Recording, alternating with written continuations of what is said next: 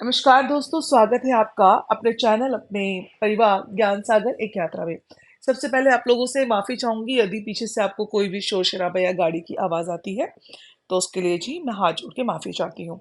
तो आइए जानते हैं गुरु नानक देव जी के ज़िंदगी की असली सच्चाई के बारे में। तो सबसे पहले सिख धर्म के पहले गुरु जो थे वह गुरु नानक देव जी हैं, जिन्होंने सिख धर्म की नींव रखी, जिन्हें सिख धर्म का संस्थापक कहा जाता है।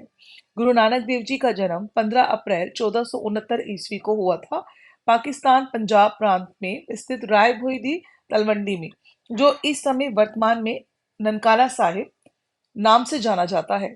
गुरु नानक देव जी का जन्म एक खत्री परिवार में हुआ था। उनका जन्म कार्तिक पूर्णिमा को भी माना जाता है। गुरु नानक देव जी के पिता का नाम मेहता कालू और माता जी का नाम तृप्ता देवी था।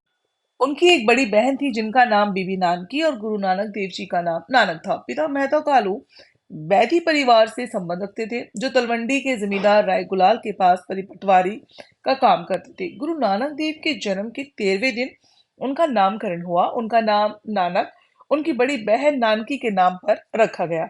कहा जाता है कि जब गुरु नानक देव जी का जन्म हुआ तब देश में हाहाकार मचा हुआ था। धर्म, जात-पात, सामाजिक दशा बहुत खराब थी।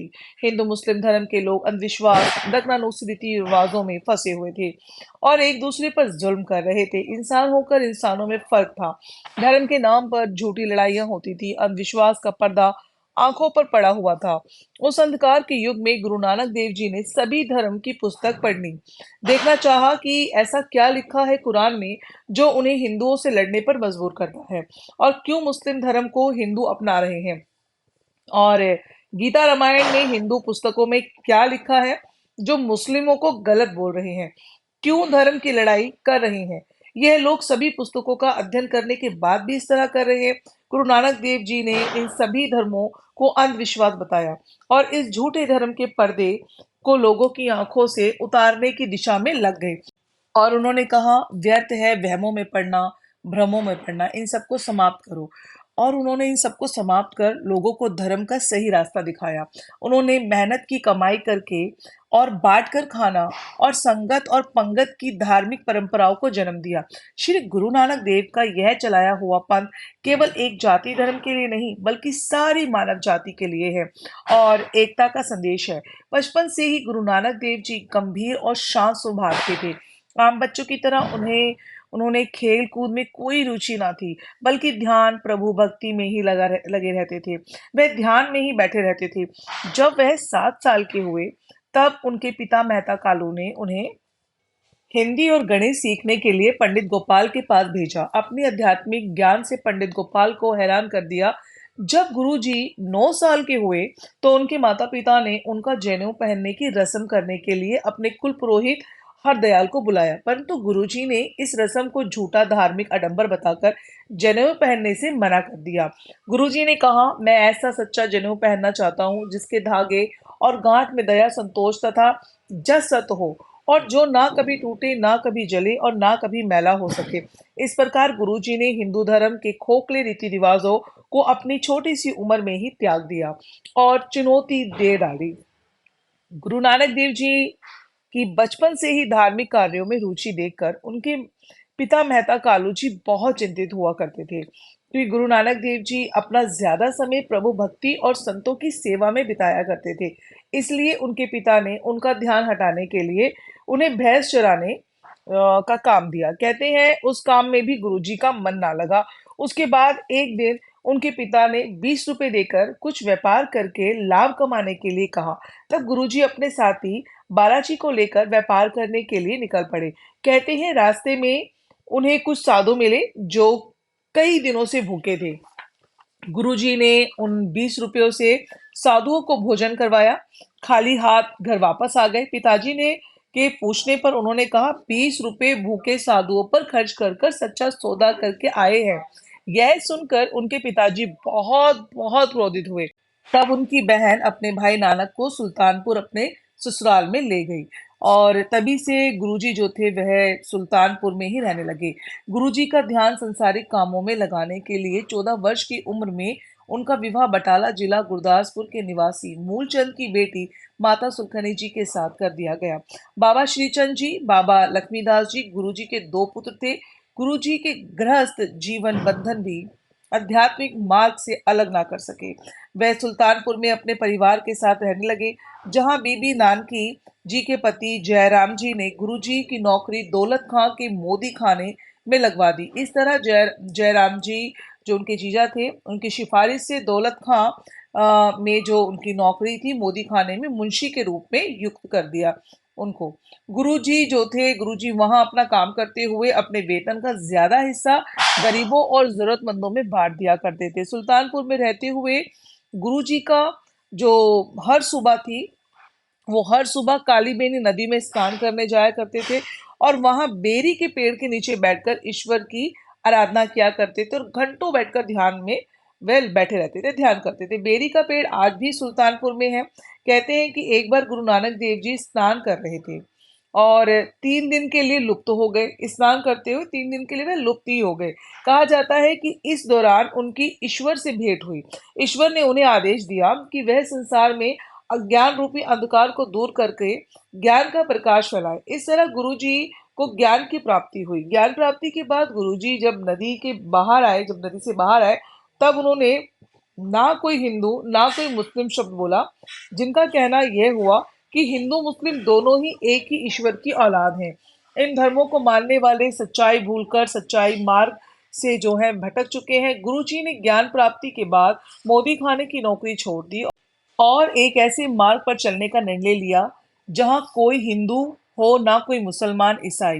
उन्होंने जो है सीख देनी चालू की और प्रचार किया कि जो भी सच्चाई के मार्ग पर चलना चाहता है, ईश्वर प्राप्ति करनी है, वह आके सीख ले। जैसे जैसे गुरुजी प्रचार करते, लोगों के समीप अपनी बात रखते, लोगों के मन से जात पात बैर खत्म होने लगा।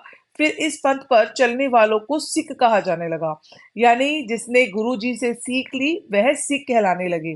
इस पंथ पर प्रचार करने के लिए गुरुजी ने देश विदेश की यात्राएं की।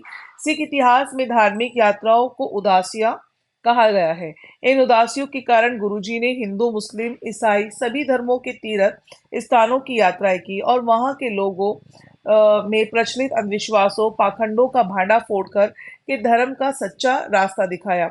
इन उदासियों में गुरुजी ने अपने जीवन के 24 वर्ष बिताए थे। इन उदासियों के बाद 1521 में रावी नदी के किनारे करतारपुर नामक एक गांव की स्थापना की। यह स्थान है, अब वह पाकिस्तान में है।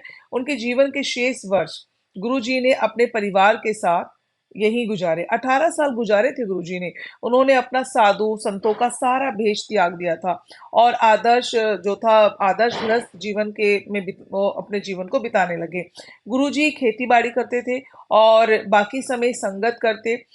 उस समय गुरुजी समस्त संसार को यह दिखाना चाहते थे कि मनुष्य पवित्रता से भी परिवार में रहकर पवित्र जीवन व्यतीत कर सकता है। गुरुजी सुबह सुबह जल्दी उठा करते, प्रभु भक्ति ध्यान किया करते और संगतों को धार्मिक उपदेश दिया करते।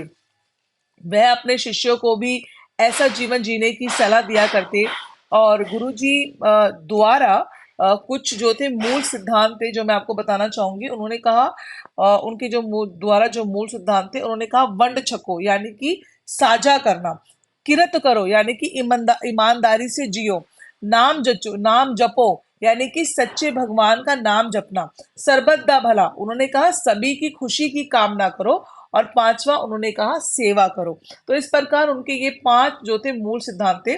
जब गुरुजी को लगा कि ना मेरा अंतिम समय अब नजदीक है, तब उन्होंने अपना एक उत्तरदायी चुनने के लिए सोचा, जिसके लिए उन्होंने अपने दोनों पुत्रों और शिष्यों की बहुत सी परीक्षाएं ली। अंत में अपने प्रिय शिष्य भाई लहाना जी को गुरु गद्दी के लिए सबसे अधिक योग्य समझते हुए अपना उत्तराधिकारी चुना और एक सादी सी रस्म के द्वारा गुरु साहिब ने भाई लाना जी के आगे 5 पैसे और एक नारियल रखकर उन्हें जो है गुरु गद्दी सौंप दी। भाई लाना जी को अपने ही शरीर का अंग मानकर गुरु साहिब जी ने उनको जो नाम दिया वो दिया अंगद देव। उनका नाम लाना था लेकिन उनको नाम दिया गया गद्दी पे बैठाने के बाद अंगद देव, तब से ही भाई लहरा गुरु अंगद देव जी कहलाने लगे और इस प्रकार सिख धर्म में 10 गुरुओं की परंपरा शुरू हुई। 22 सितंबर 1539 ईस्वी में गुरुजी ज्योति जोत समा गए। 70 साल की आयु में गुरुजी ने मानवता के प्रति किए गए कामों में हिंदू मुस्लिम में प्रसिद्ध हो गए, सारे हिंदू मुस्लिम में प्रसिद्ध हो गए। उनका एक ही कहना था कि कोई धर्म नहीं है, कोई पाखंड नहीं है, सिर्फ तुम ईश्वर की औलाद हो, ईश्वर को याद करो और सब किसी से कोई बैर ना करे, सब मिलजुल के रहे। उन्होंने जो ये लंगर जिसे हम बोलते हैं कि खाना एक साथ बैठना, वो भी ये इसी चीज का प्रतीक था कि कोई छोटा बड़ा नहीं। उस टाइम पे जात धर्म का बहुत भेदभाव था, तो उन्होंने साथ में बैठ के सबको खाना खाना सिखाया कि आप सब साथ में बैठ के खाना खाओ, आप सब एक ईश्वर रूपी और एक ईश्वर है, उसी के रूप के आप जो है बच्चे हैं, औलादे हैं, और वो सभी रूप आप लोगों में समाया हुआ है। आप कोई बड़ा छोटा नहीं है, सब एक साथ बैठकर ही भोजन करेंगे। क्योंकि उस टाइम पे बहुत ज्यादा था हिंदू मुसलमान, ऊंच नीच जात बिरादरी बेकार की बातों में लोग बहुत ज्यादा अंधविश्वास में पड़े हुए थे। तो जी बोलेंगे आप सभी वाहिगुरु जी का खालसा वाहिगुरु जी की फतेह। जो बोले सो निहाल, सत श्री अकाल, सत श्री अकाल, सत श्री अकाल। वाहिगुरु जी, वाहिगुरु जी, वाहिगुरु जी।